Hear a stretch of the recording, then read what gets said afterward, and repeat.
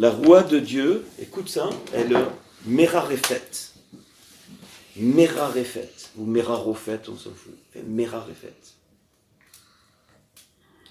Tu sais ce que ça veut dire? Elle planait comme les ailes d'une colombe. Elle planait comme les ailes d'une colombe.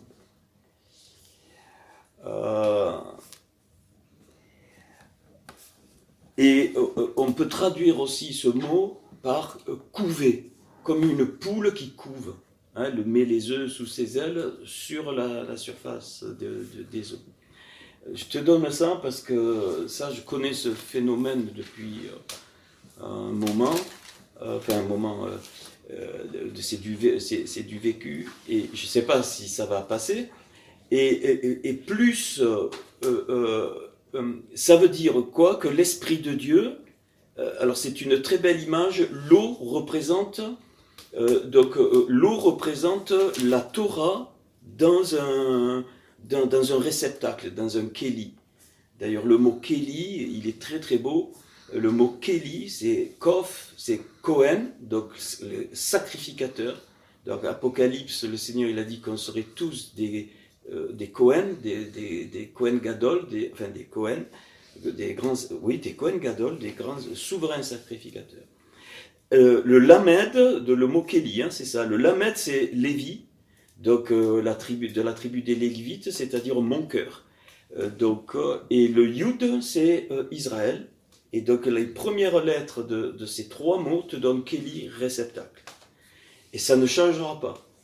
En Christ, on est le réceptacle de la sacrificature, on est le réceptacle du cœur de Dieu, et on est le réceptacle de la, s'il exprimé, le réceptacle de la notion du peuple de Dieu, Israël, donc de la notion du corps de Christ.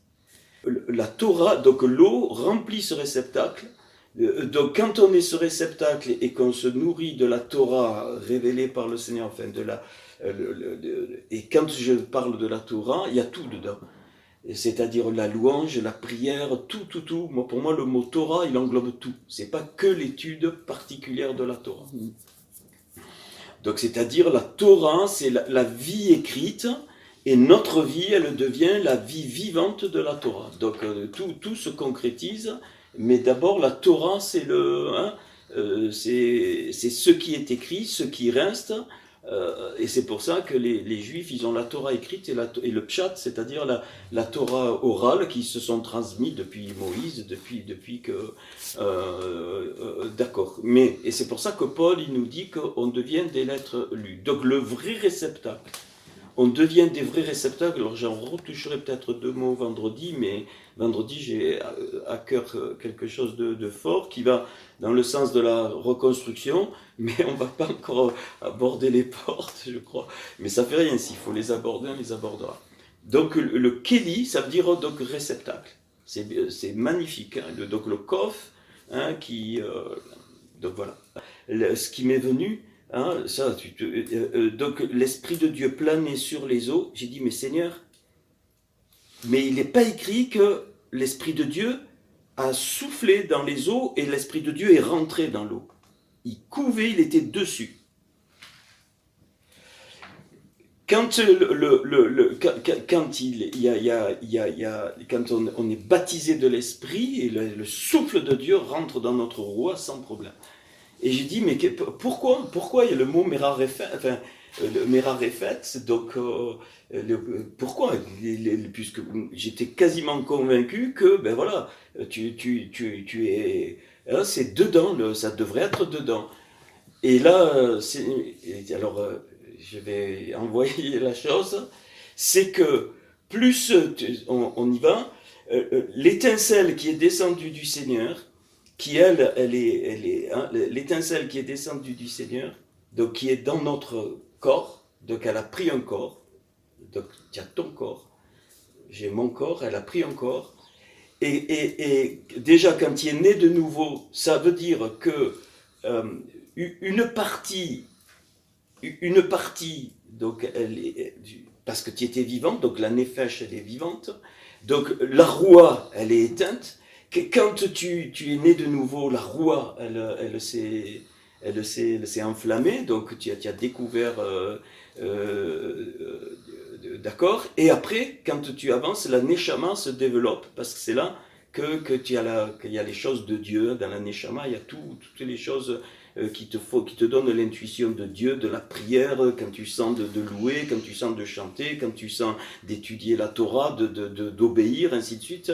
C'est dans les neshama. Mais c'est une marche, et ça veut dire que c'est d'abord la neshama qui reçoit la Torah. Écoute, c'est ça, ce qui m'est venu, et la neshama plane par l'esprit, par l'esprit, la Torah plane, et c'est la neshama qui la reçoit, et la neshama n'est pas encore dans le réceptacle. Et en fait, quand ça se fait, la chose que tu la reçois, et c'est pour ça que moi ça me plaît ce que vous avez vécu, et cette révélation elle est magnifique. Je vais le dire, c'est que l'âme remplie de Dieu, j'y vais avec mes mots, l'âme remplie de Dieu n'est pas immédiatement, totalement dans ton corps.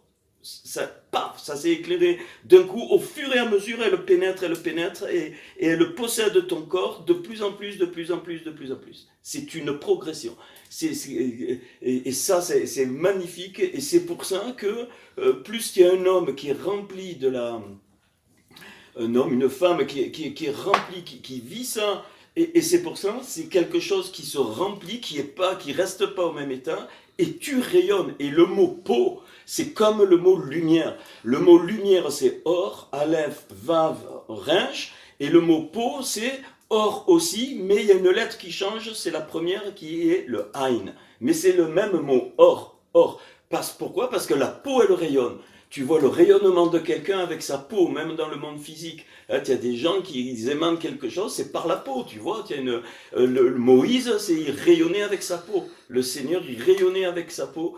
Et c'est le même mot. Et donc, plus tu es plein de Dieu, plus ton corps va rayonner. Et donc, je vais donner une image, mais on est entre nous. Je ne sais pas si je vais la donner vendredi, je ne sais pas. On est entre nous. Ça veut dire que au-dessus de toi, Marc, Séverine, Isa, moi, pareil, eh bien, l'âme de Dieu, ta neshama, elle se remplit au-dessus de toi, et quand, hop, et elle rentre.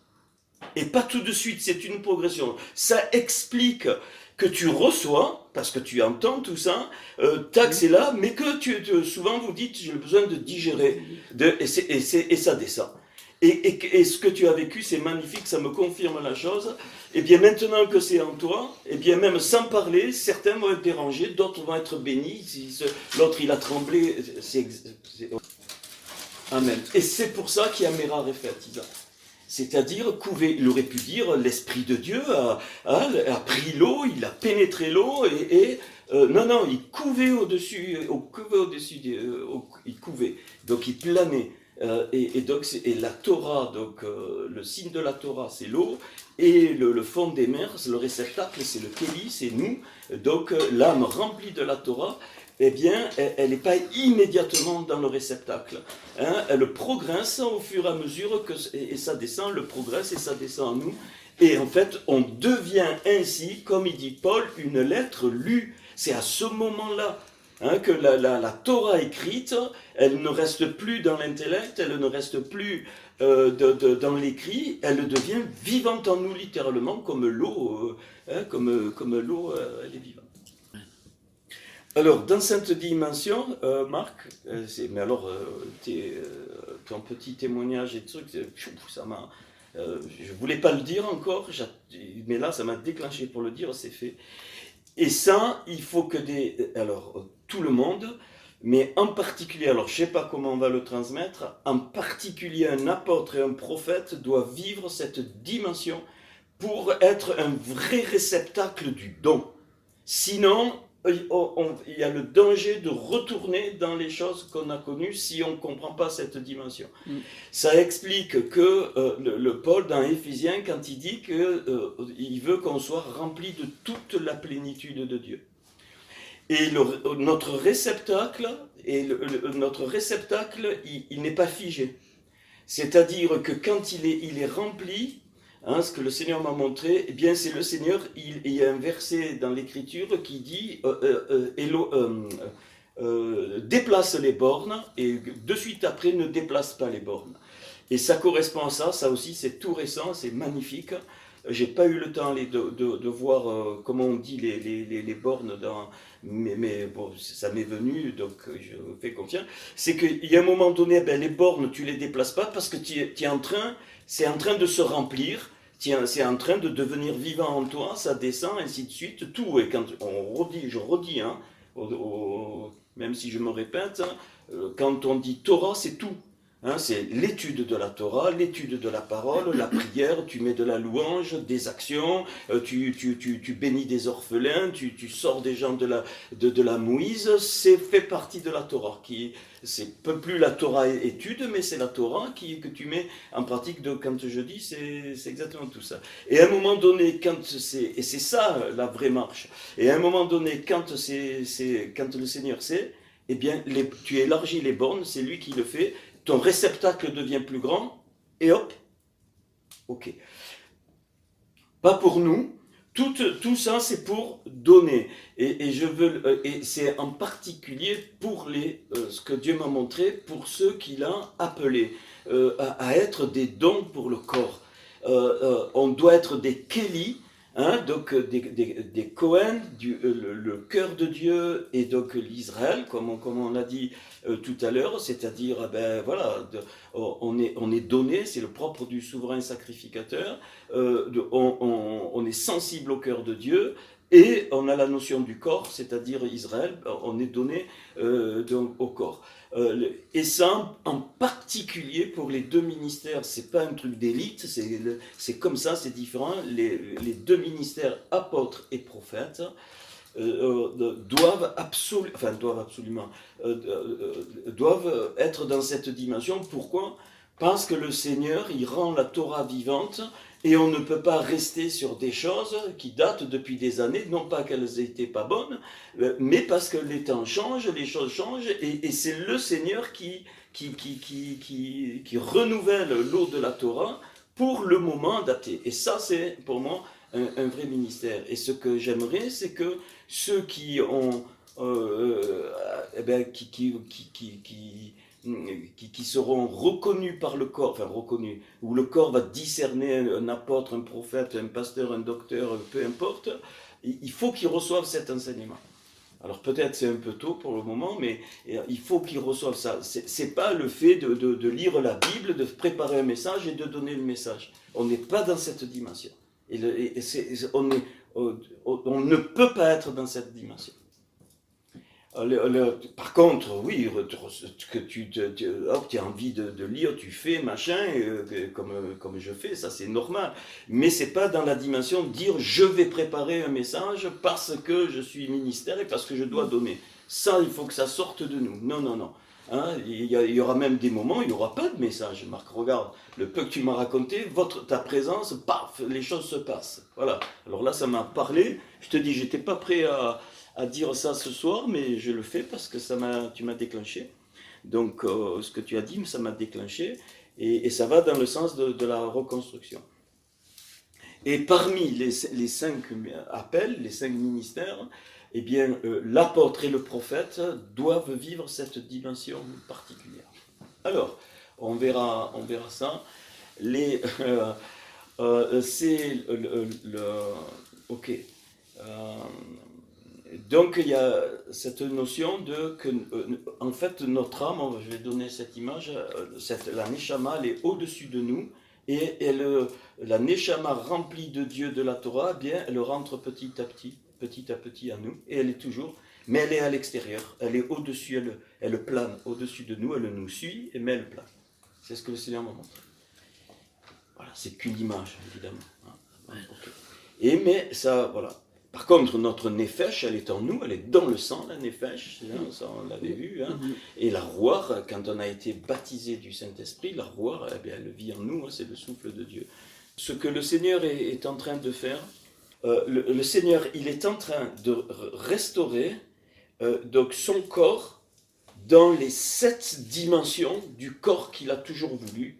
qui correspondent aux 7 attributs qui ne touchent pas la Bina, la Rorma et la Keter, qui sont côté du Seigneur. Ça a été fort, ça Marc. Cette révélation a été forte, après on trie.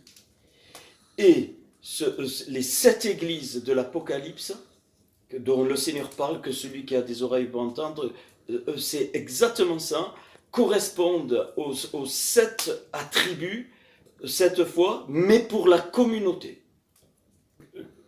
Il n'y a pas de temps, il n'y a pas d'espace, c'est-à-dire que si on accepte la réparation que le Seigneur est en train de faire à notre niveau, on ne va pas se prendre la tête, à notre niveau, ça reconstruit, vous allez être étonnés, ça reconstruit tous les corps défigurés qu'il y a eu au cours de l'histoire. Ouais. Si j'accepte cette reconstruction dans l'obéissance, comment le Seigneur nous demande, bien sûr que c'est pour notre temps, mais ça va au-delà de notre temps. On va le voir, les 7 églises sont 7 cœurs qui correspondent aux 7 sphirotes, les 7 saphirs qui sont destinés pour nous, ok, mais d'accepter de reconstruire pour la communauté, donc communautairement cette fois on parle, hein, non seulement ça nous répare, ça répare le corps présent dans le temps de l'homme, mais le Seigneur m'a montré que ça réparait aussi ce qui s'est passé dans le passé. Parce qu'il n'y a plus de temps dans le Seigneur.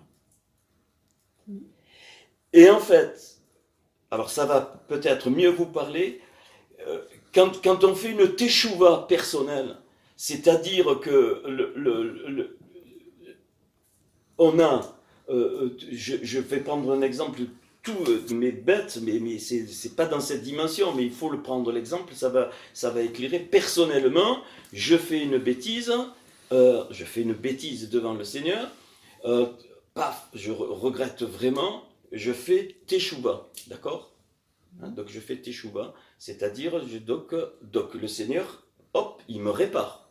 Oui ou non? Ça, c'est la grâce, hein? Il me répare, oui, voilà. Oui. C'est-à-dire, regarde pas les fautes passées. Donc, ce qui a... alors, toute notre vie, elle est, sauf les choses où tu as fait teshuva, elles sont effacées. Là où tu as fait teshuva, c'est effacé. Mais tout le reste, non. Ta vie, même tes erreurs qui n'en avaient pas besoin, qui ne sont pas des fautes, qui sont des erreurs, ben ça reste, hein, mais c'est pas ça qui te... Mais là où il y a eu le péché, donc c'est effacé quand tu fais teshuva, donc ça n'existe plus. Eh bien c'est pareil pour le corps. Comme le Seigneur voit qu'un corps depuis toujours, depuis que l'Église est née, lui, il voit que le corps, il n'a pas de temps, pas d'espace. Donc, s'il y a une teshuva dans un domaine du corps, eh bien, ça répare le reste. Je ne parle pas de ceux qui ont vécu, ça ne nous regarde pas. Mais je dis, ce que j'ai ressenti très fort, c'est ça, c'est que comme il y a la teshuva individuelle efface ma faute, le Seigneur efface la faute, la teshuva communautaire, évidemment faite par un échantillon, parce qu'on ne peut pas réunir tous les chrétiens du monde entier, faite par un échantillon, eh bien, c'est venu fort dans mon cœur, petit homme, j'efface aussi. Ça ne veut pas dire que ceux qui ont fait des bêtises, qui ont entraîné les gens, c'est le Seigneur qui s'en occupe. Mais pour le corps, la teshuva, elle est faite. Et c'est pour ça que le mot Bereshit, Réchit, ça veut dire échantillon, un prélèvement. Donc le Seigneur prend un prélèvement, un reste, et il dit, est-ce que tu acceptes de faire teshuva pour le corps? Si oui, alors, à partir de cet échantillon, je dis avec mes mots, le Seigneur répand la teshuva sur tout le corps, dans le temps et dans l'espace. Attention, hein, ça ne veut pas dire que ceux qui ont besoin, qui continuent, donc c'est fini. Non. Pourquoi? Écoutez bien, c'est une question de lévi, de cœur. Dieu entend, voit les cœurs, même ceux qui sont actuellement trompés, et ceux-là, ces cœurs-là qui, eux, ont soif, entendent et qui en ont marre, enfin, il faut trouver les mots, eux, ils seront au bénéfice de cette teshuva. C'est-à-dire que le Seigneur qui nous fait vivre dans un échantillon cette dimension, ça a une répercussion dans le monde spirituel sur ceux qui ont ce cœur, même s'ils sont encore enfermés dans les clipotes de la religion et dans des églises débiles, ainsi de suite, parce que le Seigneur, il voit le cœur. Et donc, potentiellement, après, si dans leur vie, concrètement, ils vont sortir et puis se joindre, comme le Seigneur va les conduire, ah oui, c'est vraiment... Parce que le corps, il est hors temps. Il est hors temps, hors espace. L'église, j'aime plus le mot église, pour moi c'est devenu un gros mot parce qu'il est, c'est la Kohéla, mais je sais pas comment, il faut bien mettre les mots. Donc le corps, il est hors temps, hors espace. Et puisqu'on le comprend individuellement que la teshuva efface, eh bien le corps aussi, il y a une teshuva du corps. C'est magnifique. Pour moi, ça a été magnifique. Ça ne veut pas dire que donc tout est effacé de toutes les églises qui ont fait des bêtises, ça n'a rien à voir avec ça. Le Seigneur voit tous les cœurs, les vrais cœurs, même ceux qui sont morts trompés, qui n'ont pas eu le temps de... Voilà. Alors après, qu'est-ce qui se passe à partir de ce moment-là? Et ça, on pourra voir peut-être vendredi. Eh bien, donc, les vases individuels se reconstruisent, et là, il m'est venu... Là, vous vous souvenez, la fameuse... Elle est veuve. Elle est veuve, elle a perdu son mari. Et Élie, il est là. Et la veuve qui a perdu son mari, c'est l'ensemble des cœurs qui sont des vases vides, qui souffrent, qui sont même dans des communautés. Ils sont vides, ils savent qu'il y a quelque chose, ils attendent quelque chose. Et la veuve représente le corps aujourd'hui. On est veuf, on n'a plus la dimension de l'époux. Il est où l'époux? Parce qu'à cause de plein d'adultères spirituels, on va flirter, le nombre de frères et sœurs qui vont flirter à droite, à gauche. Donc j'ai parlé donc des vases. Elle est veuve, donc elle n'a pas d'époux. C'est vraiment l'image de le corps aujourd'hui ou de tout temps qui est veuve, qui ne trouve pas l'époux parce qu'il y a trop de l'homme, enfin, ce que vous voulez. Et qu'est-ce qui se passe? Il y a le miracle de l'huile. C'est-à-dire qu'à partir de l'échantillon, ce reste qui accepte d'être un échantillon et de faire la teshuva pour tout le corps, donc comme a fait Abraham, Moïse, ainsi de suite, pour le peuple de Dieu, alors ça déclenche le remplissage des vases vides. Quand je dis les vases vides, c'est pas tout le monde, c'est ceux qui ont vraiment un cœur. Et ces vases deviennent remplis de l'esprit, remplis de l'huile, qui à leur tour, eux, ça se multiplie. Et c'est comme ça que le Seigneur va réparer le corps. Donc je veux voir cette dimension de la reconstruction du corps, et il faut absolument que les ministères, enfin pas ceux qui prétendent le ministère, mais ceux qui sont vraiment en appel au ministère, il faut qu'ils aient cette dimension du Kéli, cette dimension de la communauté, cette dimension de la Neshama qui est à l'extérieur et qui doit rentrer en nous, et de ce don et de la multiplication. Vous êtes d'accord avec ça? Ok. Eh bien, donc, et c'est pour ça que quand il y a donc l'image des 7 églises dans l'Apocalypse, eh bien, le Seigneur nous donne quelques clés pour vraiment être efficace dans cette reconstruction. Alors déjà, je vais lire, on va lire en français, sinon si j'attaque encore un peu dans l'hébreu, on s'en sort plus. Donc Jean aux 7 églises. Donc Jean chapitre 1 verset 4, qui sont en Asie, que la grâce et la paix vous soient données de la part de celui qui est et qui était, qui vient, et de la part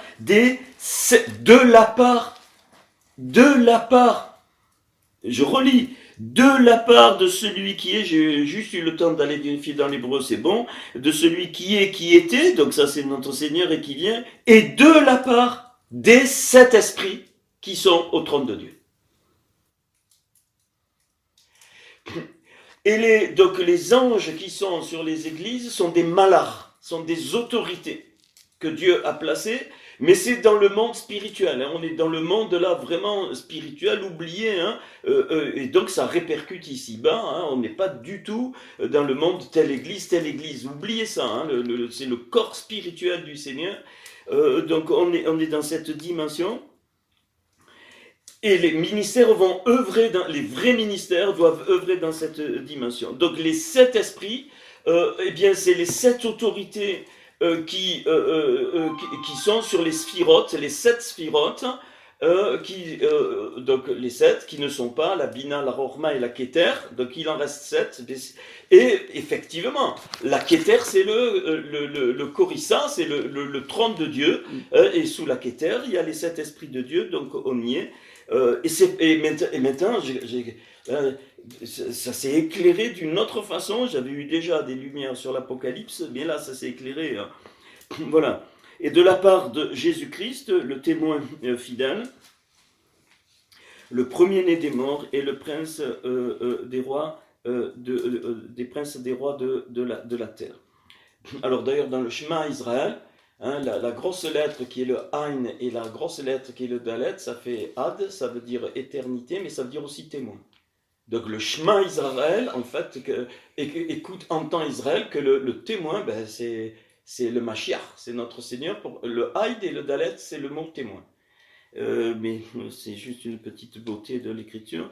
Le premier-né des morts et le prince des rois de la terre, à celui qui nous aime, bon, je passe, il annonce le retour, et là le Seigneur se présente, et là on est à la fête de Pessah, Pâques. Quand le Seigneur se présente, pourquoi la fête de Pessah? Parce que c'est là, on va voir ça, quand le Seigneur a déclenché le Shabbat, en fait, le Shabbat c'est pas le repos pour se reposer, c'était la plénitude de ce que Dieu avait créé. Le Shabbat, c'est la plénitude de ce que Dieu avait créé. Et le Shabbat on est toujours dans le Shabbat spirituel de Dieu. Ça, c'est pas le repos, se reposer, ça n'a rien à voir. Hein, c'est vraiment l'origine du mot Shabbat, hein, c'est ça. Et comme par hasard, il y a les 6 premiers jours de la création, plus le 7e du repos, qui correspondent aussi aux 7 églises. Je peux pas tout, on va pas tout, mais et cette dimension, elle est très forte. Et là, quand il se présente, donc comme ressuscité, ça veut dire que on va peut-être l'aborder vendredi. Le Seigneur est mort à la croix un soir de Shabbat, hein, et on verra pourquoi 3 jours. Et il y eut un soir, il y eut un matin. Il y eut, allez, j'y vais, parce que c'est pour vendredi, ça. Il y eut un jugement et une résurrection. Une mort, une résurrection. Un jugement, une recréation, pardon. Mort, résurrection. Il y eut soir, il y eut matin. Il y eut jugement, recréation. Il y eut ainsi de suite. C'est pour ça que ça commence par le soir. Et pour la reconstruction communautaire, c'est pareil. Il faut qu'il y ait un soir pour qu'un matin naisse. Et donc, ce que le Seigneur est en train de faire dans l'échantillon, c'est la préparation du jugement, qui est quoi? La révélation de sa Torah et des dimensions de sa Torah pour amener le corps à la Teshuvah. C'est pas le jugement au sens condamnation, puis tu es foutu, c'est le sens que la révélation de la Torah pour ceux qui ont le cœur, qui sont les réceptacles vides, et qui sont des vrais cœurs, on ne parle pas des religieux, je me répète, mais c'est important, eh bien ça va être une révélation. Ils feront teshuva, ils seront remplis de l'huile, donc on est en plein dans le Shabbat, dans la mort et la résurrection du Seigneur. Il est mort à la croix, non seulement il a purifié les 10 attributs pour nous, mais pour le corps, dans tous les temps, y compris pour Israël. Et je vais plus loin, comme l'olivier, il est greffé sur l'olivier France, il m'a montré que, en même temps, il n'y a plus ni juif ni grec. Paul, il dit qu'en Christ, les deux sont réunis dans Éphésiens, et que nous, on est devenus juifs par la circoncision du cœur, donc on devient fils d'Abraham. Eh bien, cette teshuva, à partir de l'échantillon, non seulement touche le corps de Christ, Marc, mais elle touche les juifs aussi. Ça va avoir une conséquence chez les juifs, même religieux.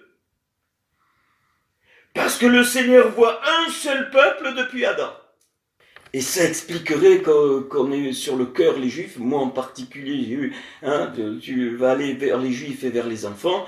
Voilà, les enfants c'est le cœur, ceux qui sont ouverts, et les juifs, c'est parce que cette dimension, elle s'applique à tout le corps. Dieu ne voit pas, bien sûr qu'il y a la distinction, il fait la distinction entre Israël et puis les païens qui se sont donnés à lui, mais en Christ ils sont réunis, il n'y a plus de distinction. Le corps, il fait le corps. On verra Noé, on verra Adam, on verra Moïse, on verra Abraham, dans le royaume on verra Paul, on va, je sais pas ce qu'on va faire, enfin on ne sera pas comme on est là, mais on va se reconnaître, ça c'est sûr, hein, notre Yérida, elle est unique, on va se reconnaître, on va être éternel avec eux. Donc le Seigneur voit un corps depuis Adam, et même mieux, tout ce corps-là, Israël et l'Église, il était dans le Adam Kamon, préparé pour la descente ici, pour que le salut soit révélé et pour cette réparation.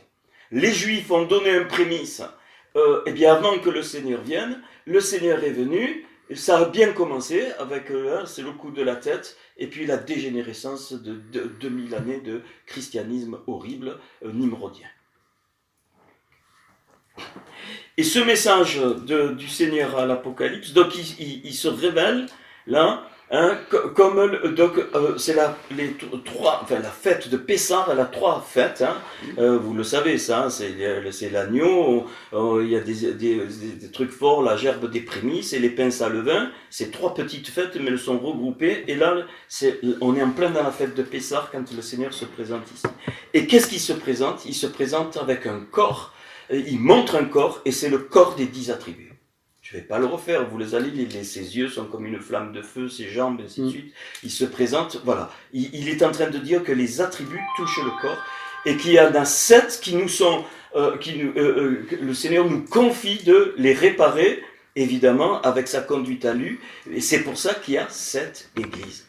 Parce que le Seigneur veut toucher la réparation des 7 sphirotes, des 7 saphirs, des 7, appelez comme vous voulez, des 7 attributs, pour le corps cette fois.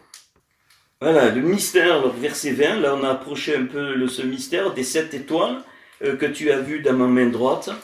Et la main droite, c'est la main de réparation, c'est la main de réconciliation. La main gauche, c'est la main du jugement dans le sens condamnation. Hein. Mais la main droite, il tend la main droite, c'est-à-dire c'est une dimension. On est dans une dimension aujourd'hui de réparation, de reconstruction et donc de teshuva communautaire qui vont toucher même les Juifs. Et 7 chandeliers d'or, le chandelier, la menorah, hein, qui représente quoi? Non seulement le chandelier, ça représente évidemment le corps, mais le corps quoi? Avec les 66 éléments, c'est-à-dire le corps rempli de la Torah vivante.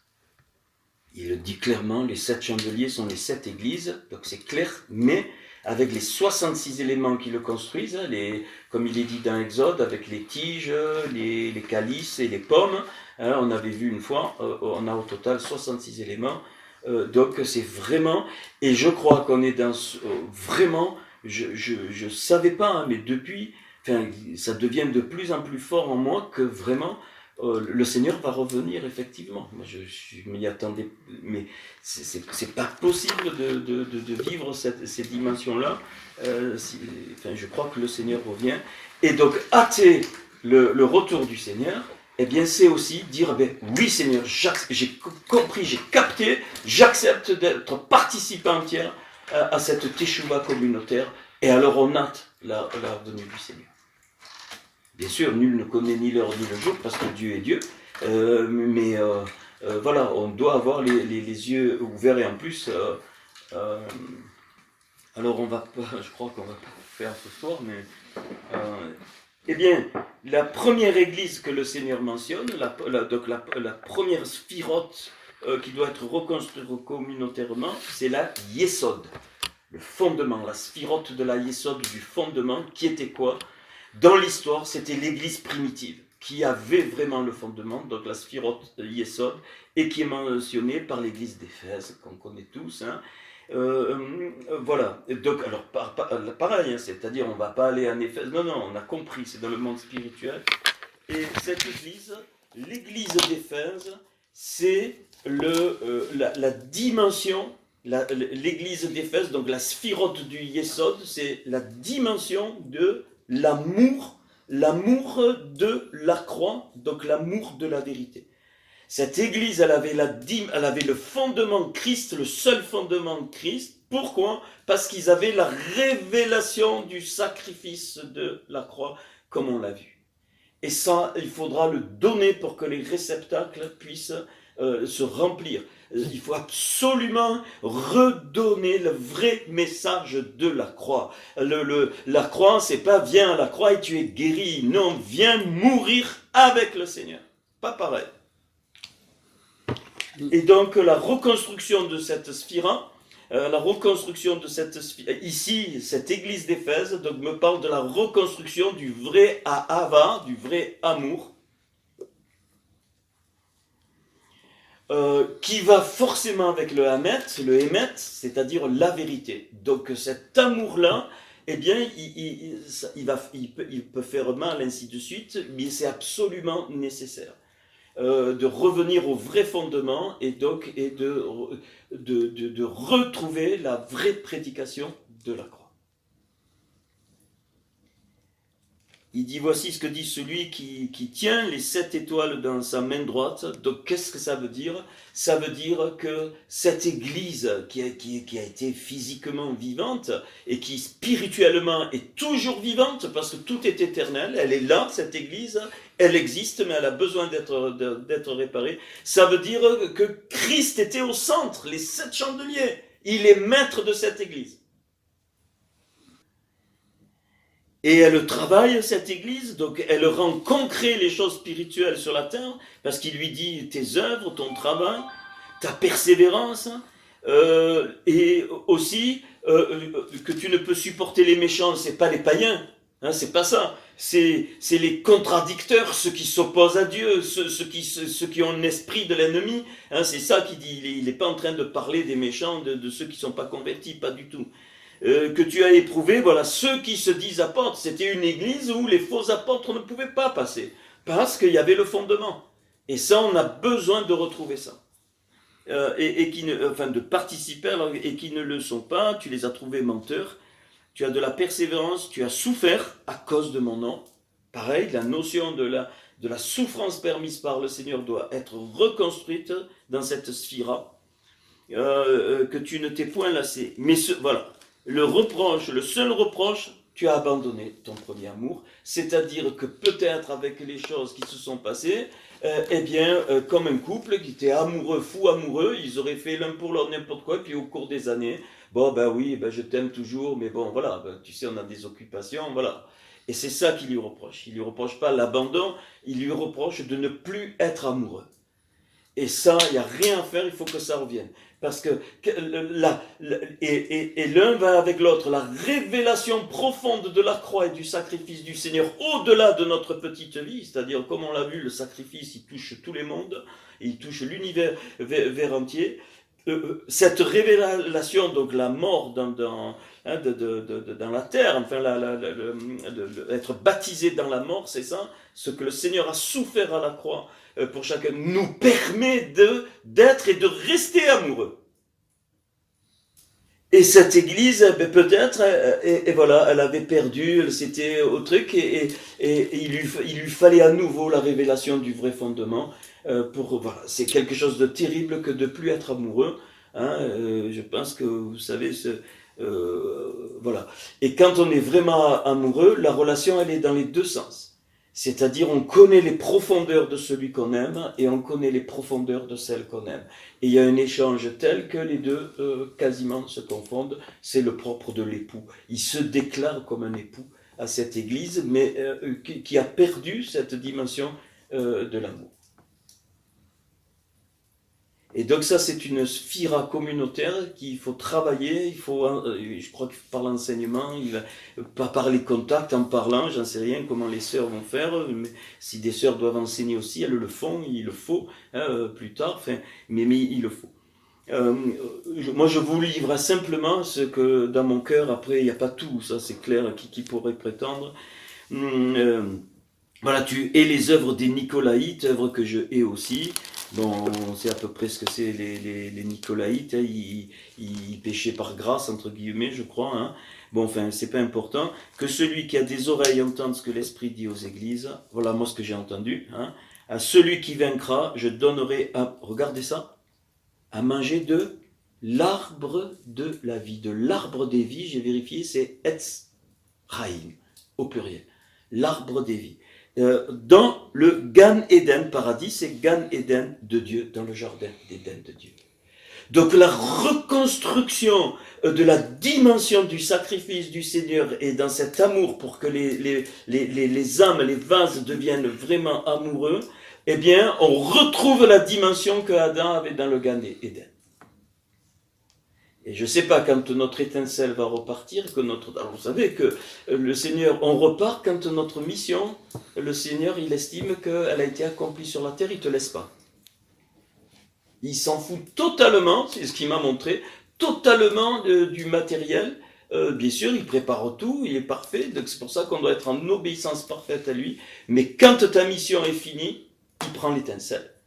Il la monte où il veut, peut-être... on est dans le Gan Eden, peut-être on est dans un autre endroit, peut-être on redescend, je crois que Dieu peut remettre l'étincelle où il veut, peut-être dans un autre monde, je ne sais pas, j'en sais rien, mais on s'en fout, mais voilà, cette première sphira communautaire, la Yesod, le fondement doit revenir, enfin doit être reconstruit. Deuxième église,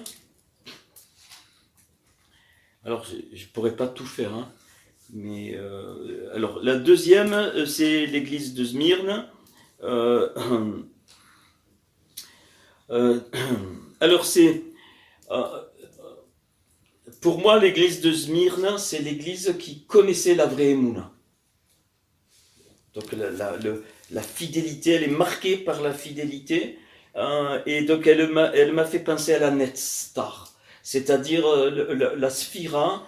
Qui me parle de l'éternité, de la victoire, de la persévérance, d'allonger le temps. Hein. La Netzstar, c'est vraiment ça, c'est la persévérance, la patience à toute épreuve. Hein. Moïse avait un attribut de la Netzstar très développé pour le peuple. Il était très patient, l'homme le plus patient de la terre.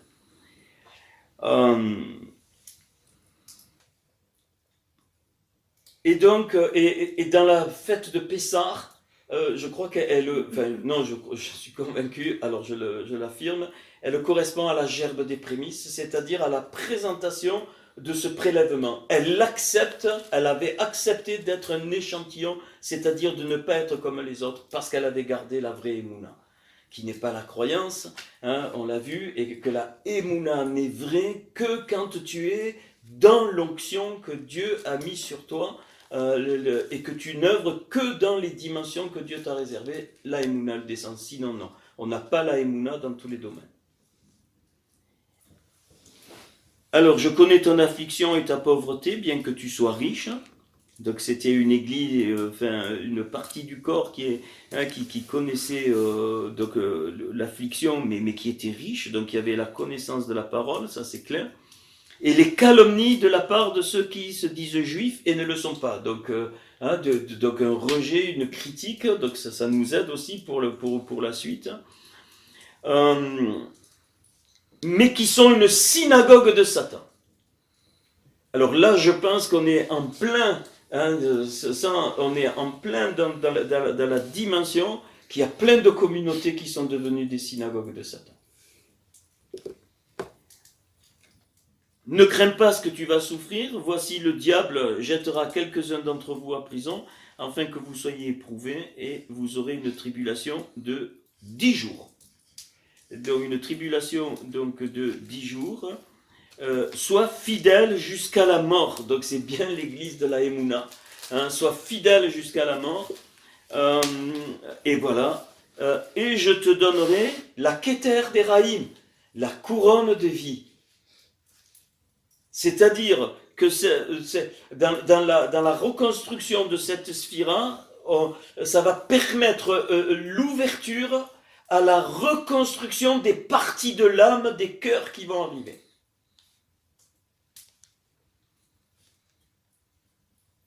La Keter Raïm, la couronne des vies, hein, c'est donc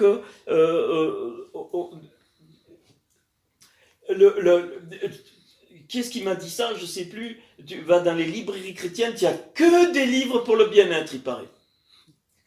Ou centré sur machin, c'est le bien-être. Plus personne ne veut passer un brin de souffrance pour le Seigneur. On y va, donc il va falloir redonner ce message de la souffrance dans le bon sens du terme, avec des exemples comme Job, comme tous les prophètes qui ont souffert, comme il dit Jacques. Donc, et ça, il va falloir que le vrai prophète il rentre dans cette dimension. Pourquoi? Je ne sais pas si je vous l'avais fait une fois, parce que la souffrance entraîne un développement de la vie. Hein, c'est comme Job, il a eu les 3 merveilleuses filles à la fin, pourtant il a tout perdu. C'est par la souffrance que la grossesse se fait, c'est par la souffrance que la chenille se transforme en papillon, c'est par la souffrance de la croix que notre transformation se fait, il n'y a pas de chemin raccourci. Pareil, c'est une dimension qu'il faut redonner pour que nos frères et sœurs, eh bien, et ça nous donne la joie, parce qu'on est libéré de tout. Ici, on ne parle pas de la souffrance qui est due, tu vas voler, ben tu payes, et puis voilà. Donc, ok, non, mais de la souffrance permise par Dieu pour ma construction. Et ça, c'est très important. Et les domaines de ces souffrances ne sont pas du tout les mêmes pour moi, pour Marc, pour Séverine, pour Isabelle, pour tous les frères et sœurs. Le Seigneur permet les souffrances dans les parties dont il sait qu'on a besoin. Si notre roi doit être reconstruite, il va y avoir certaines souffrances. Si notre nefesh, pareil. Alors, j'ose pas vous dire. Est-ce que quelqu'un sait combien il y a d'os dans le corps? Il faut que j'aille voir ça en rentrant. D'os au total. On ne sait pas à peu près. Non, rien. Bon, ok. J'ai déjà fait un petit calcul. Il y en a déjà 22 dans la main. Mais comme ça. Non, mais Séverine, non. Mais... oui, mais alors arrête l'enseignement. C'est où le verset qui dit la souffrance produit la persévérance, ouais, c'est dans Pierre. La victoire dans l'épreuve. L'épreuve, ouais, c'est dans Pierre. Un Pierre. Ouais. Mais là, est-ce que vous comprenez... tu as arrêté là? Ouais. Pour Pergame, c'est la sphira de Od, de la gloire, de la majesté, voilà. Donc, et par contre, dans et ça correspond parce qu'elle a perdu la gloire du Seigneur parce que c'était, d'après ce que je lis, c'était l'église du mélange. On mélange les choses de Dieu avec les choses matérielles, les choses de la chair. C'est l'église du mélange et elle correspond bien à la fête des pains sans levain, c'est-à-dire bien tu enlèves le levain, bien sûr ça représente le péché, mais ça représente aussi tout ce qui n'est pas conforme à Dieu. Donc j'ai toujours ressenti que cette église était l'église du mélange et ça correspondrait bien, je suis convaincu que c'est la sphira Od. Donc, elle a perdu, la présence de la gloire de Dieu. Elle n'a pas su rendre toute gloire au Seigneur. Que tu manges, que tu boives, que tu jeûnes, que tu sortes, ainsi de suite, toute la gloire au Seigneur.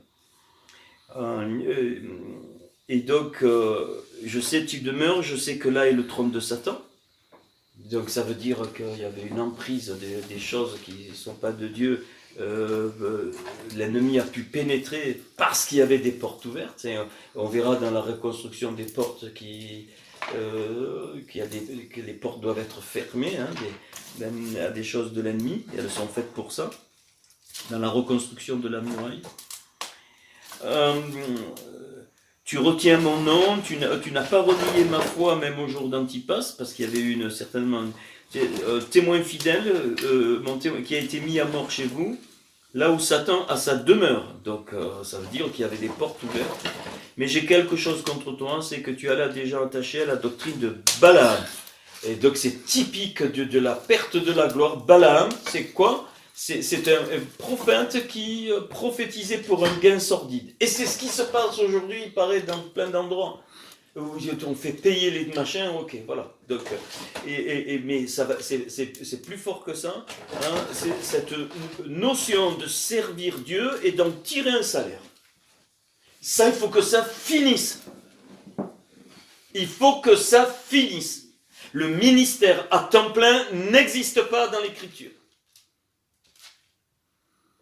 Si le Seigneur met quelqu'un à part pour sa gloire justement, alors il pourvoit. J'ai 1 ou 2 exemples comme ça, ils ne demandent rien, l'Église ne les paye pas, le Seigneur pourvoit parce qu'ils sont conduits comme ça. Donc il faut éradiquer cette connerie de ministère à temps plein avec des pasteurs payés par l'Église et d'autres, c'est fini. Le Seigneur est en train d'arracher ça. Pour que la spirale de la gloire soit reconstruite. Toute la gloire au Seigneur. Les gens doivent aller travailler, doivent subvenir à leurs besoins pour être en possibilité de donner aux autres pour les besoins qui vont se présenter. C'est normal. De donner, c'est normal. Il n'y a pas que l'argent. De donner, c'est normal, on donne d'une façon ou d'une autre. Après, si des fois on est conduit à donner de l'argent, on le fait. Ou des œuvres qu'il faut construire, il faut participer. Donc tout le monde doit travailler. Et quand je dis travailler, c'est pas dans le sens forcément aller travailler, ça veut dire que tout le monde doit s'assumer. Le Seigneur demande qu'on s'assume. C'est clair, c'est sa gloire. Et bien sûr que, voilà. Mais ça, c'est un principe anti-biblique. Les ministères à temps plein, ça n'existe pas. Paul fabriquait des tentes, donc ça, c'est incrusté en nous, il faut que ça se désincruste. Parce que ça met... Alors, l'aspirant, qu'est-ce qui se passe ? Alors, bien sûr, on dit, oui, mais quand même, le Seigneur, il a béni. Mais ce qu'on ne voit pas, c'est qu'en fait, alors, il y a 2 mots en hébreu, il y a la tananatov et la tananara. La tananatov, c'est-à-dire la tendance, ce qui nous fait faire le bien. C'est la partie de notre neshama qui veut nous faire du bien. Puis il y a la tananara, la tendance la tendance au mal. Ce qu'on n'arrive pas à comprendre, on dit ok, c'est bon, j'ai fait machin, mais c'est que la tananara, elle n'empêche pas la bénédiction, pas du tout. La tananara le met un voile sur la sphira. C'est-à-dire que tu vas être comme bancal. Elle met un voile, il y a quelque chose, et plus le voile se construit, à un moment donné, c'est fini. Les robinets sont fermés, et c'est tout éteint, et ça devient une clipa, une écorce, et plus rien ne rentre à un moment donné. Donc au lieu d'être une sphira qui brille, elle devient une coquille que plus personne voit rien du tout, elle ne peut plus rien donner, elle devient morte.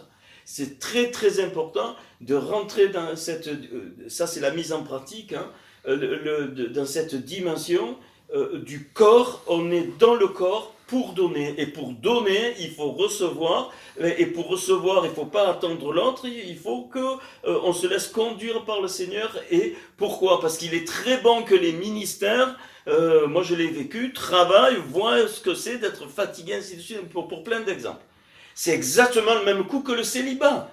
Personne n'est célibataire parce qu'on l'a compris, ou que les baptêmes des enfants, c'est la même chose. Donc si on a compris cette dimension, on éradique au plus profond de nous, parce que c'est important pour la réparation de ce corps, de cette partie du corps. C'est très important. Parce que ça c'est fort. Les prédications de la dîme, c'est faux, c'est un faux message. La dîme, c'était pour le peuple juif dans l'Ancien Testament, pour les Lévites, c'était la partie historique. Aujourd'hui, la Torah vivante d'aujourd'hui, même plus les Juifs font les sacrifices. Ils ont même plus voilà, ils sont, les rabbins même travaillent. Il y a des rabbins qui travaillent, ça je le sais. Parce qu'on est dans une autre dimension. Les principes sont restés, mais Dieu nous les fait vivre d'une autre façon. On ne fait plus des sacrifices humains.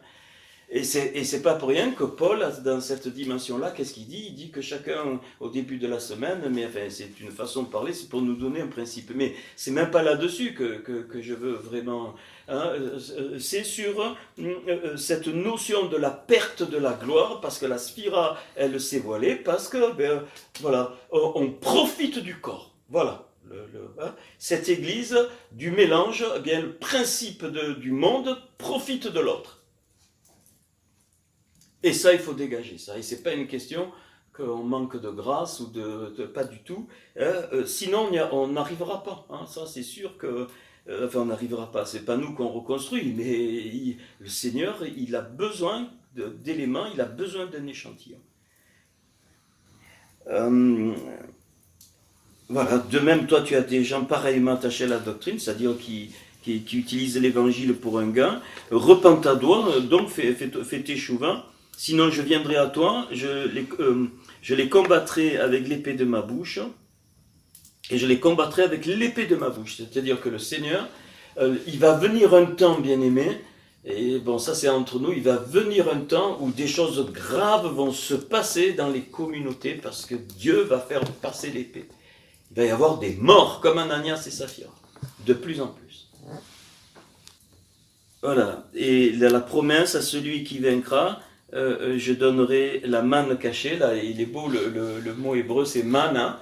Il savait pas, ça veut dire, c'est quoi mana? Et c'est la même valeur numérique que Adam, que l'homme, la mana. Caché, je lui donnerai un caillou blanc, et sur ce caillou est écrit un nom nouveau que personne ne connaît, si ce n'est celui qui le reçoit. C'est-à-dire qu'il y a une restauration de l'identité du corps. Un nom que personne ne connaît, grâce à la reconstruction de cette sphira. Et donc il y a une restauration de l'identité du corps, qui est Christ, évidemment, mais en même temps d'une vraie identité que Christ donne. C'est pour ça que ce nom, on ne le connaît pas. Après, alors, l'église de Thyatire, donc qui peut bon, après, dans chaque, on peut développer, hein, ça ouvre des domaines. L'église de Thyatire, ça correspond à la sphira du Reset, donc de la miséricorde, de la grâce.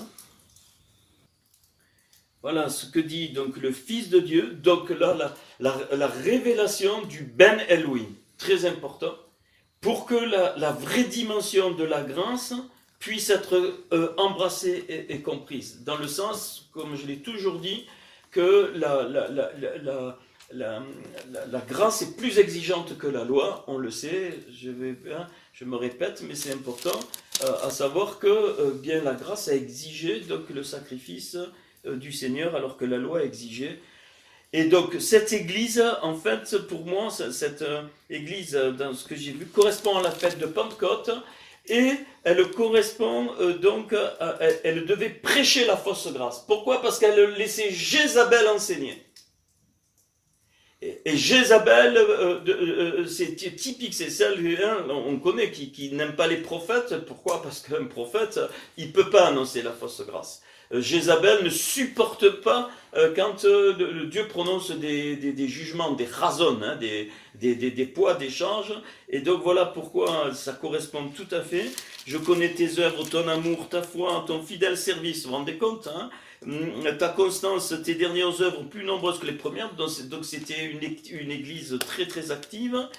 Donc cette sphira, la sphira de la Resed, eh bien, c'est vrai qu'elle est très active. Tout le monde parle de grâce, mais tellement aujourd'hui quasiment tous les messages sont la fausse grâce. Fais ce que tu veux, et puis c'est fini, tu demandes pardon, et c'est terminé. Non, ça marche pas comme ça, on le sait. Mais ce que j'ai contre toi, c'est que tu laisses la femme Jézabel, qui se dit prophétesse, enseigner et séduire mes serviteurs, pour qu'ils se livrent à la débauche, justement parce que la fausse grâce était prêchée. Alors il revenait, puis il demandait pardon, il continuait la débauche, et ainsi de suite, et ainsi de suite, et ainsi de suite. En tout cas, moi, c'est ce que j'ai vu un petit peu derrière. et qui mangent des viandes sacrifiées aux idoles. À l'époque, c'était interdit. Je leur ai donné du temps afin qu'ils se repentent, mais ils l'ont pas voulu. Bon, il va y jeter Jézabel. Alors pareil. Donc les apôtres d'aujourd'hui, Marc, vont être appelés à livrer Jézabel aux chiens. Et ça va être difficile parce que mais comment tu manques de misère? Non, hein, cette spirale, je crois que c'est la spirale la plus voilée, hein, parce que vraiment le message de la grâce, il est partout. Peut-être encore dans quelques endroits, le message de la grâce n'a de sens que parce que la loi a été accomplie par le Seigneur à la croix. C'est tout, là, la grâce, c'est pas faire ce que je veux quand je veux, puis je demande pardon. Ça, on joue, on est des comédiens, c'est du n'importe quoi. Hein, la grâce va toujours avec l'accomplissement de la loi en Christ à la croix. Donc, quand je viens à Christ, la loi, elle s'accomplit en moi. La grande force, c'est quoi? C'est que moi, je ne peux pas. C'est impossible à cause de ma nature de péché. Et ça, il faut qu'on le renseigne. C'est une sphira qui doit être développée, la vraie grâce. Mais en Christ, c'est lui qui meurt en moi. Et c'est lui qui accomplit la loi en moi.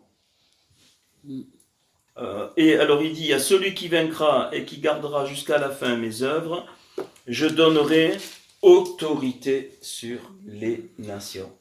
Ça veut dire, je ne sais pas nous qu'on a autorité sur les nations, qu'est-ce qu'il veut dire là, hein, c'est clair, ça veut dire que de l'église, de cette sphira, va sortir le vrai témoignage, les nations vont être touchées. Je te donnerai autorité sur les nations, c'est-à-dire Christ sera révélé comme le prince, le roi, et que les gens, quand ils entendent vraiment le vrai message de la grâce, alors ils vont aller vers cette nouvelle naissance.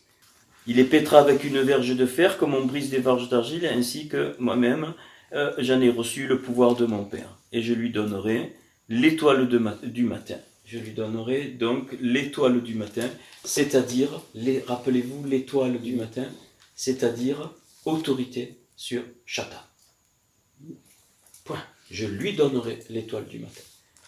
Donc s'il n'y a plus c'est parce que les guérisons, merci ce que j'ai entendu cet après-midi, merci pour cette guérison, gloire à Dieu.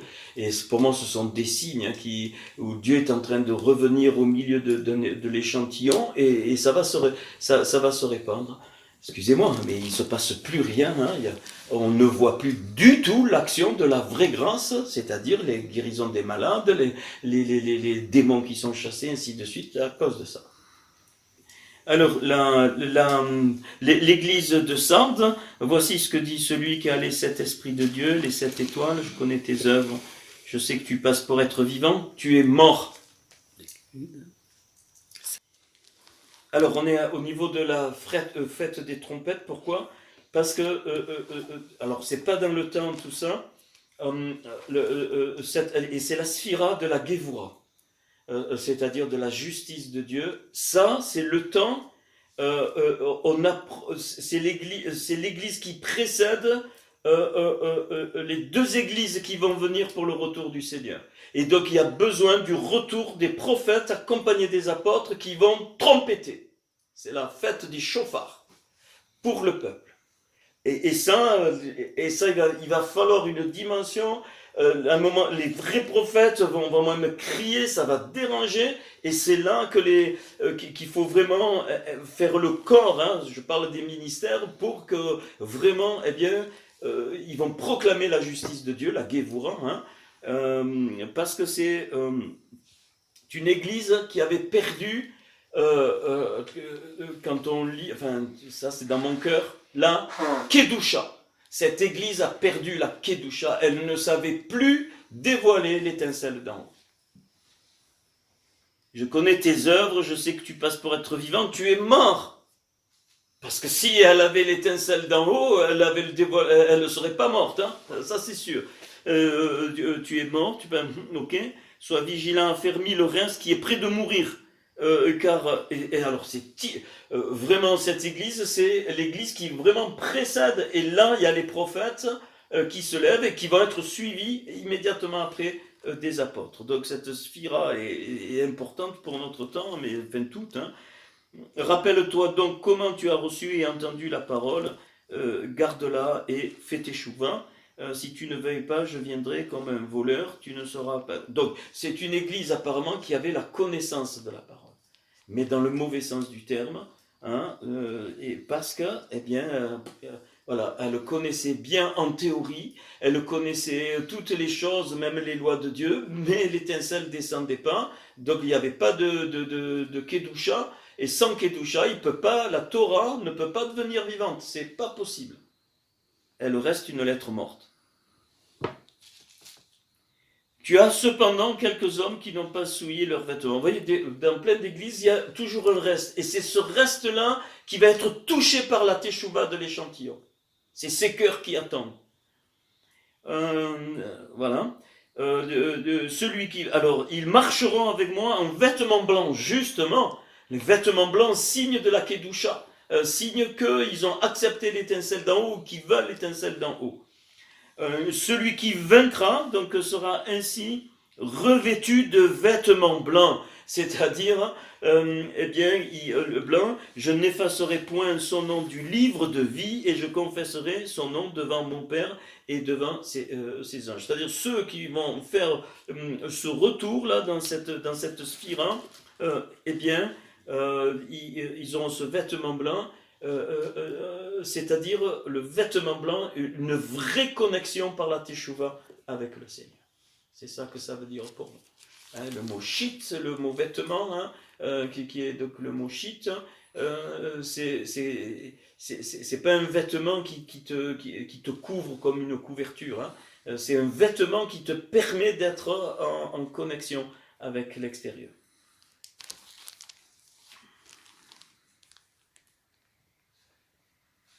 La sixième, c'est donc l'église de Philadelphie. Donc, bon, ça, on avait fait les deux, hein, je me souviens. Alors, celle-là, elle correspond, magnifique. Évidemment, c'est l'église de l'épouse. C'est l'église auquel le Seigneur ne dit rien du tout. Absolument rien du tout. Et trop magnifique ce que le Seigneur m'a montré.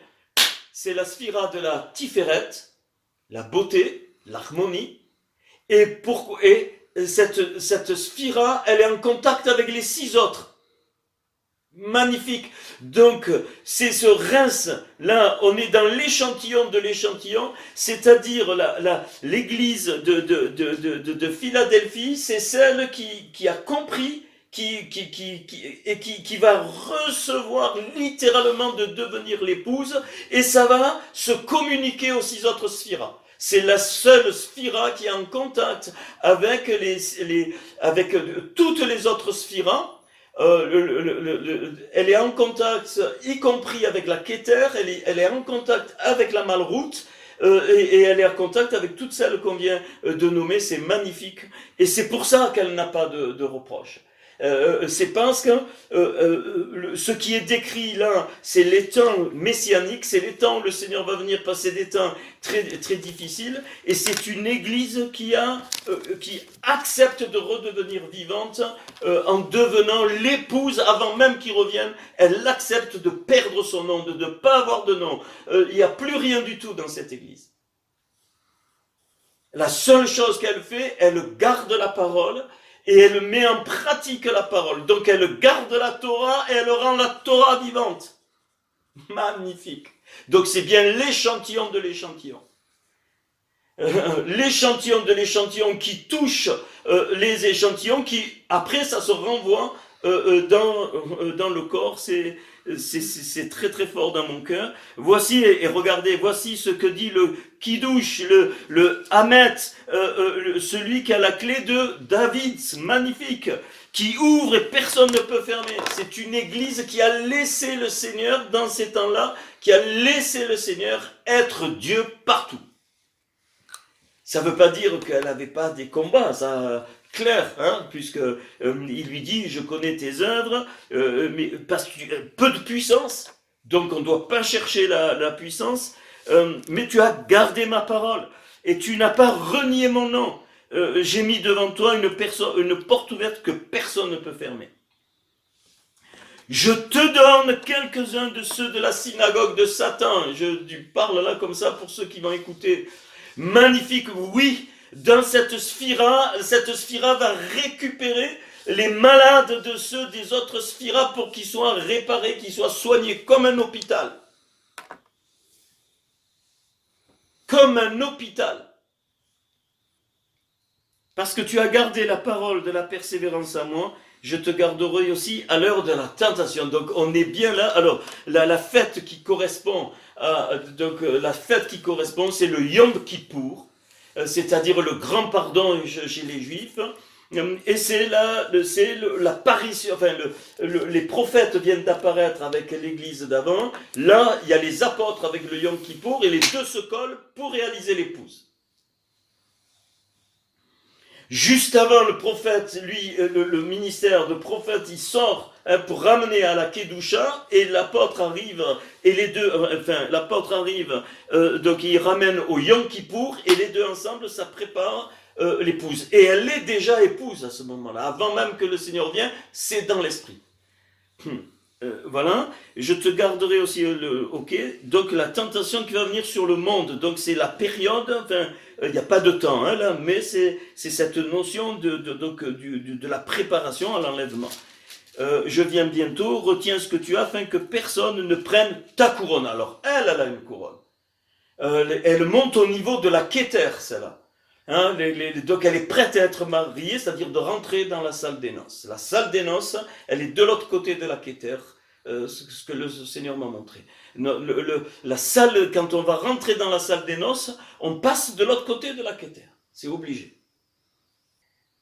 Celui qui vaincra, je ferai de lui une colonne dans le temple de mon Dieu. Évidemment, ce n'est pas le temple physique, c'est le temple du Seigneur. Le temple, là, avec les 10 attributs. Et le temple de l'autre côté, dans lequel on sera, c'est du Adam Kadam, là où le Mashiach est de toute éternité, parfait, et de là où on sort. Il n'en sortira plus. J'écrirai sur lui le nom de mon Dieu. Donc, il perd son nom.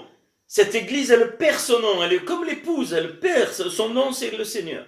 Et le nom de la ville de mon Dieu, la nouvelle Yerushalayim, rappelez-vous à la fin d'Apocalypse, viens, je te montre la nouvelle Jérusalem, et il voit quoi je te montre, l'épouse de l'agneau, et il voit quoi? La Jérusalem. Donc c'est typique de l'épouse, qui descend du ciel d'auprès de mon Dieu, et mon nom nouveau. Donc n'a plus de nom, et son nom nouveau, je pense que c'est le Seigneur, mais le nom, son nom est la parole, il s'appelle fidèle et véritable, que celui qui a des oreilles entende. Voilà, moi j'ai entendu ça, je vous le lis. Et puis la dernière, donc là, à bien comprendre que donc là il y a la sphira de la tiférette, de la beauté, de l'harmonie qui touche toutes les autres sphiras. Alors elle est en action, mais cachée, il n'y a plus la gloire des hommes, il n'y a plus toutes les salades qu'on a connues. Et puis, donc, alors, cette église, la plus apostate de toutes, eh bien, c'est...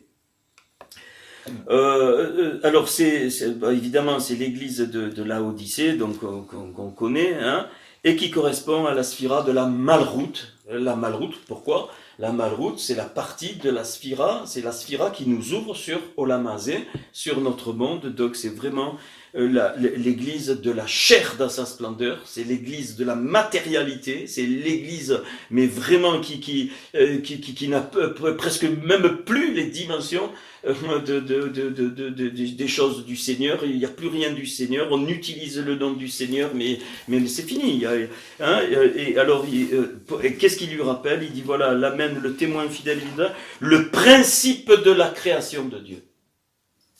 Il se présente comme le Elohim, le principe, le Elohim de la création de Dieu, donc de la bara de Dieu. Pourquoi? Parce que cette église, elle avait même perdu la notion que Dieu avait tout créé, et ainsi de suite. Et on comprend jusqu'au ce que ça veut dire. Alors c'est un type, ça c'est le type de la religion dans sa splendeur. Et vous pouvez mettre toutes les religions, même si elles ne sont pas chrétiennes. Tu n'es ni froid ni bouillant. On connaît tiède, je te vomirai de ma bouche. Elle se croit riche, Je me suis enrichi, je n'ai besoin de rien. Et alors il lui dit, parce que tu ne sais même pas que tu es un peu misérable, pauvre, aveugle et nu, je te conseille d'acheter de moi de l'or éprouvé par le feu. Il y en a quelques-uns là-dedans qui attendent, mais qui sont, voilà, c'est une église complètement apostate. Alors elle correspond, excusez-moi, j'ai oublié de vous dire, donc eh bien elle correspond à la dernière fête, la fête de Sukkot, la fête des tabernacles. Pourquoi? Parce qu'elle est en parallèle avec l'église de Philadelphie, parce que l'église de Philadelphie qui prépare vraiment les tentes pour l'enlèvement, et l'église apostate, elle qui prépare les maisons pour rester sur la terre et pour faire la malroute, pour rester reine sur la terre, parce qu'elle ne voit plus rien. Elle voit plus rien du tout, elle n'entend plus rien du tout. Et donc Sukkot, parce que c'est la fête de l'enlèvement. Sukkot, c'est la fête des tentes. C'est les Juifs dormaient pendant une semaine sur le toit de la maison pour dire que leur nature, elles n'étaient pas terrestres, mais que leur nature, elle était céleste, et que le Mashiach vient les chercher. De l'or éprouvé par le feu. Je te conseille d'acheter de moi de l'or éprouvé par le feu, afin que tu deviennes riche, et des vêtements blancs, afin que tu sois vêtu. Donc l'or éprouvé par le feu, c'est-à-dire il faut qu'elle retrouve la nature de Christ. L'or, le zahav, c'est le Seigneur. Mais à l'intérieur, chacun là doit retrouver, c'est-à-dire ils doivent retrouver la vraie tahara. C'est pour ça qu'il y a les vêtements blancs dans ce contexte-là. C'est-à-dire il faut qu'ils acceptent que l'étincelle qui est en eux, elle vient de Dieu, parce que là tout est fermé. Ils ont créé une religion et c'est une véritable touma. On parle de Dieu, on fait des messages, mais il est dehors, et c'est pour ça qu'ils sont tièdes. Et un collier, ok, moi je reprends. Et qu'est-ce qu'il fait le Seigneur? Je reprends et je châtie, donc là c'est fort. Et qu'est-ce qu'il fait? Voici, je me tiens à la porte et je frappe. Alors ça, ce passage, non, ça c'est pour cette église-là. Qu'est-ce qu'il fait le Seigneur? La seule chose qu'il peut faire là pour sortir les vases qui attendent, c'est souper avec eux. Et ça, si quelqu'un, j'entrerai chez lui, voilà. Donc si quelqu'un entend, il faut que lui ouvre la porte. C'est-à-dire, il faut qu'il ait faim, il faut qu'il ait soif. C'est typique du temps de la vendredi. Il faut qu'il ait vraiment faim et soif de la vie du Seigneur. Alors là, le Seigneur, il entre donc il soupe. Donc qu'est-ce que ça veut dire? Ça veut dire qu'il échange la nourriture céleste. La personne retrouve la nourriture céleste et elle remet à sa place la nourriture céleste, parce que l'homme ne vit pas de pain simplement, de pain matériel, mais de toute parole qui sort.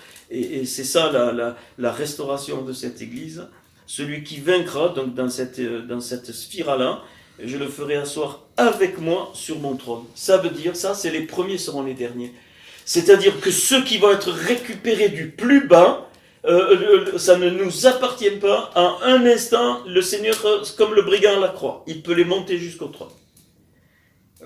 Sur mon trône, comme moi j'ai vaincu et me suis assis avec mon Père sur son trône, que celui qui a des oreilles entende ce que l'Esprit dit aux églises. Voilà ce que j'avais sur le cœur pour ce soir, dans la reconstruction, mais dans le sens, bien sûr, on va voir après les détails de la Jérusalem, mais dans le monde spirituel, et surtout que ce Kéli et la reconstruction, mais qui dépasse les limites du temps, de l'espace, et donc cette notion d'accepter déjà d'être reconstruits nous-mêmes, mais d'être des échantillons pour que les autres soient reconstruits. Et là, il n'y a pas autre type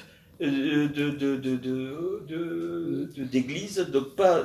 C'est les 7 reconstructions fondamentales qu'on va voir si on est encore vivant dans cette dimension. Et ça doit nous échapper complètement dans le temps, dans l'espace, dans la compréhension. On oublie ça, on reçoit avec notre cœur et on rentre dans la dimension du Seigneur, comment Dieu va nous conduire.